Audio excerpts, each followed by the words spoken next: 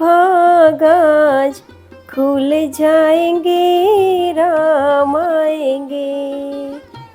मेरे जन्मों के पाप आज धुल जाएंगे, राम आएंगे। राम आएंगे, आएंगे, राम आएंगे।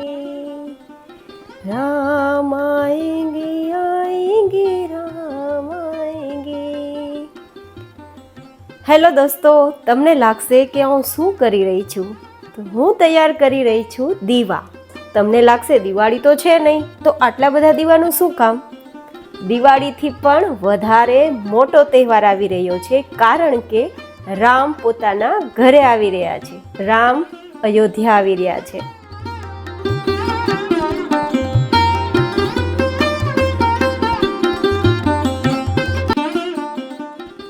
તો આજે આપણે એવો એક તહેવાર માટેની તૈયારીઓ કરશું.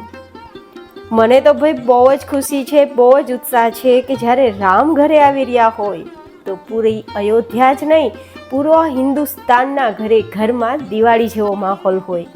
જ્યારે રામ 14 વર્ષના વનવાસ પછી ઘરે પધારી રહ્યા હતા, ત્યારે પણ આટલો જ ઉત્સાહ અને ઉમંગ સાથે લોકોએ તેમને દિવાળી જેવા માહોલથી સ્વાગત કર્યું હતું, તેમના આગમનનું સ્વાગત કર્યું હતું.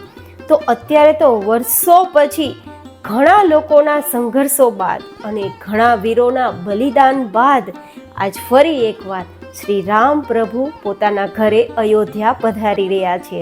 22 જાન્યુઆરી 2024નો દિવસ એટલો અમૂલ્ય છે કે પૂરા વિશ્વની નજર આજે પૂરા હિન્દુસ્તાન પર છે, કારણ કે ભગવાન પોતાના ઘરે પધારી રહ્યા છે. ભગવાન પોતાની અયોધ્યા નગરીમાં પધારી રહ્યા છે અને પૂરા હિન્દુસ્તાનના લોકોના ઘરમાં અને લોકોના હૃદયમાં પધારી રહ્યા છે. ત્યારે બધા જ સાથે મળી બોલશું જય શ્રી રામ.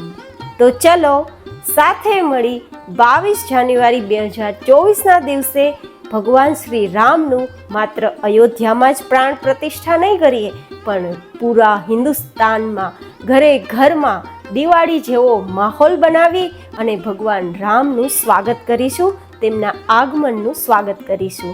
તો ચલો સાથે મળી તેની તૈયારીઓ કરીએ અને રામના આગમનનું સ્વાગત કરીએ. માત્ર અયોધ્યામાં જ નહીં, પણ પૂરા હિન્દુસ્તાનને, પૂરા દેશને અયોધ્યા જેવું ઝળહળાટ અને શણગારવાનું છે.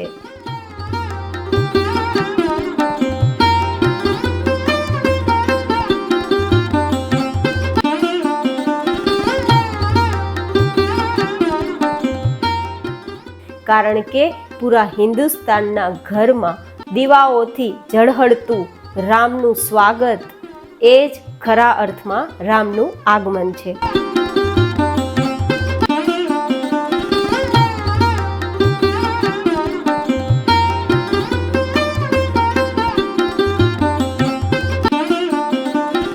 માત્ર અયોધ્યા જ નહીં, પણ પૂરા હિન્દુસ્તાનના લોકોના ઘરમાંથી એક જ ધ્વનિ નીકળશે અને તે છે જય શ્રી રામ. તો તમે પણ બોલો જય શ્રી રામ.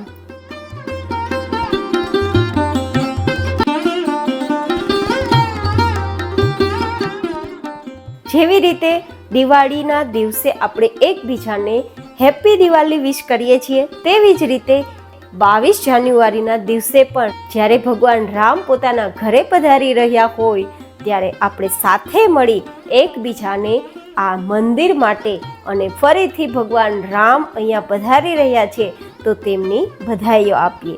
તમને બધા જને હાર્દિક શુભકામના. જય શ્રી રામ. તમે પણ બોલો જય શ્રી રામ.